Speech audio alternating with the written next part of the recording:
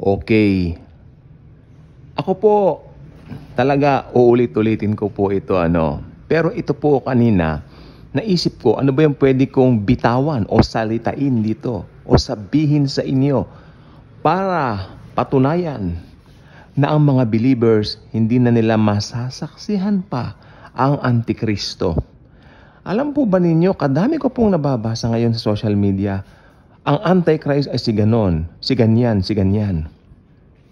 Tapos ito pa, kahapon yata yun, isang araw, sabi niya, yung Antikristo raw, nakita sa isang concert, ako po ay nawiwindang. Upset din po ako, medyo naaasar ako ng konti. I mean, how come na agad silang magkukonclude ng mga ganyan without reading God's Word, the Bible, the words of the Lord Jesus Christ Himself? Kaya nga po nasa Biblia. Okay, ako po 3 dahilan lang ang ibibigay ko po sa inyo. I will only give you 3 enough reasons para sabihin ko pong unique ang Antikristo na ito. Huwag niyong pangarapin na ito ay inyong masaksihan sapagkat ibang klase po itong Antikristong ito. Okay? Unang dahilan, hinulaan siya ng Biblia. Specifically. Again, number 1, hinulaan siya ng Biblia specifically. Okay? So, may sulat si Pablo sa mga Thessalonians, at hinulaan din siya ni Daniel. So, ang Biblia po ay both Old and New Testament nagbabanggit ng tungkol dito sa man of lawlessness na ito. Okay? So, please, huwag niyong pangarapin na ito ay inyong makahalubilo. Huwag kayong turo ng turo, oy, siya ang Antichrist, siya ang Antikristo. Wala po diyan sa mga yan. If you are a believer of the Lord Jesus Christ, teka lang po usap tayo.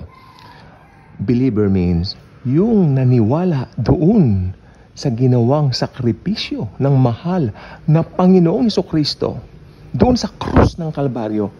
Enough na po yun para sabihin, ligtas ka na. Sino man ang maniwala, magkakaroon ng buhay na walang hanggan. The Bible is very, very clear, my dear. My dear brothers and sisters. Kung hindi ko pa kayo kapatid kay Jesus, my dear kababayans, my dear countrymen, you know what? Believe only in the Lord Jesus Christ and thou shalt be saved. Again, ang number 1 na pinakapangunahing dahilan bakit hindi natin mamimit ang Antikristong ito ay sapagkat ito po ay inihula na po ng Biblia. Hinulaan siya ng Biblia specifically. Meaning, ibang klase ito. Punta na po tayo sa pangalawa, connected po rito. Ang Antichrist po ay tinawag na the beast. The beast. Makinig pong mabuti. Makinig po kayong mabuti. Importante ito. Pag sinabi ng Biblia ang the beast, pagsamahin mo si Hitler, Stalin, hindi po ako masyado marunong sa history, Napoleon, Nero, yung Nero, yung nagsunog, or something like that. Lahat ng mga masasamang taong nakilala mo na, sige na. Pag sama-samahin mo man silang lahat, sila ay magiging maamong tupa kumpara sa Antikristo. Makinig po kayong mabuti.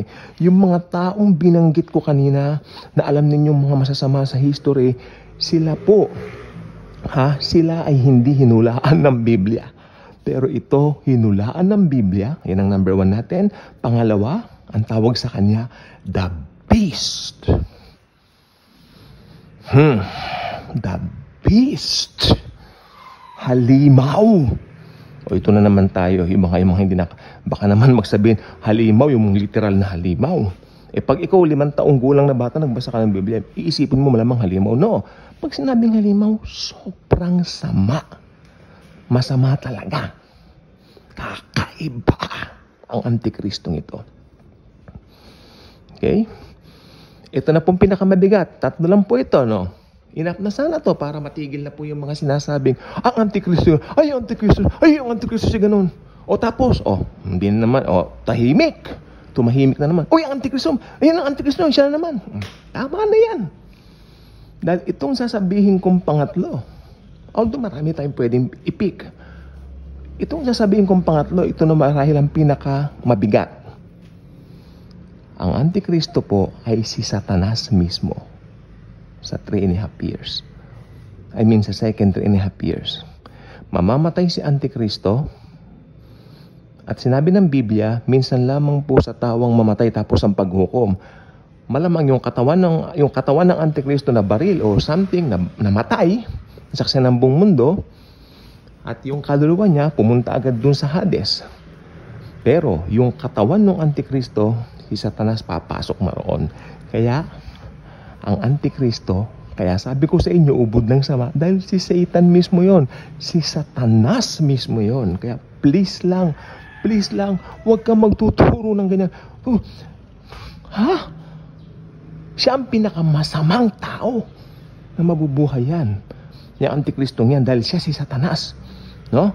Pagkatapos, siya rin ang magiging pinaka-popular. Tandaan po ninyo, si Satanas, Lucifer, gusto niya maging sikat siya. Matutupad yan sa Great Tribulation, dun sa second. No? Kasi dun sa first 3.5 years, yung mismong Antikristo mismo, makikipag-peace treaty. Then yung pag ilalabas na talaga yung kulay niya, actually si Satan na po yun, nabuhay, di ba? Ang sabi ng Revelation, namangha ang lahat ng tao sapagkat nakita nila itong halimaw na ito, yung beast na ito, namatay na, pero muli itong nabuhay. Okay, alam naman natin sa ating mga makabagong technology ngayon, wala pong imposible. Maaring nakasatellite din nung namatay itong Antikristo. Tapos makikita nakasatellite din, pinaglalamayin, biglang nabuhay. O kaya ang mga tao, mamamangha. Kaya magre-require ang Antichrist doon sa pamamagitan ng kanyang false prophet. Halimaw din po yan, pero yung halimaw na yan galing po sa kalupaan. Yung Antichrist kasi galing sa sea. Pag sinabing sea, ang Antikristo po ay galing sa Europe. Ibig sabihin, isa pong hentil. No? Pero pag sinabing galing sa kalupaan, well, sa Bible, pag sinabing kalupaan, sumisignify yan sa mga tagalupa. Ibig sabihin, lupa ng Israel. So, ang false prophet po, naniniwala po ko, ang false prophet, since halimaw na galing sa kalupaan, ito po ay isang Hudyo. Believe me. Okay? So, mahaba po kasi pag-aaralan natin dito. But please, stop doing Antikristo si ganon. Ay, Antikristo si ganon. Okay, review po natin, no? Sana kumuha kayo ng lapis at papel, ballpen at papel. Lista po ninyo to. No? Kasi anytime now, rapture na sa mga nangyayari sa current events. Okay, at least alam natin, no? Hindi tayo padadaig dun sa mga, Antikristo, Antikristo, walang katapusan yan, Okay, sige. Una, dahil ang, sige nga, refresh yung memories ninyo. Number 1, ang Antichrist ay hinulaan ng Biblia, specifically. Ibig sabihin, wow, heavy. Di ba? Tandaan niyo si Lord Jesus Christ, may hula sa kanya. Doon sa Old Testament, bago siya naging tao. Di ba? Bago siya pumunta sa planet Earth, hinulaan na siya ng mga prophets. Ganon din ang Antikristo, hinulaan niya. Ni Daniel, di ba? Yan, hinulaan siya ng Biblia at very specific na tinawag siyang, pangalawa. Ito na yung pangalawang point. Ang Antichrist ay the beast. Napakasamang tao ng Antikristo. At magiging pinaka-popular siya na tao sapagkat yung Antikristo mismo, pasok na po tayo sa batong point natin. Tatlo lang po yan. Yan po ay ang Diablo mismo. Si Satanas mismo. Ang Antikristo. Yan na. Again, uulitin ko, yung Antichrist manggagaling sa Europa. Okay? Malamang isa po siya member dun sa UN and all that, Tapos, syempre, makikipag-peace treaty and all that, So, mamamangha yung mga Israelites. Syempre, Europeano yan. Wow, ito na ang ating tagapagligtas, sasabihin nila. Kaya, ang mangyayari niyan, sila ay bilib na bilib dito. Hanggang dumating yung time na maibibuild yung kanilang pinakamimithing third temple. Maitatayo po talaga yan. Why sinabi ng Biblia ng Bible, So, ganun po mangyayari. pag naitayo na yung temple na yan, sa kasagsagan yan, nag-gain na yung popularity ng Antichrist na ito. Pero mapuputol yan ng panandalian dahil ang Antikristo ay mamamatay. Hindi ko po alam kung anong klaseng pamamaraan, pero definitely mamamatay ang Antikristo. Pagkatapos, pag namatay ang Antikristo, syempre, sa ating kapanahonan ngayon, meron na po tayong satellite, mga mga high-tech na po, mga FB Live na yan. Pinaglalamayan, nakaburol, tapos biglang babangon. Wait.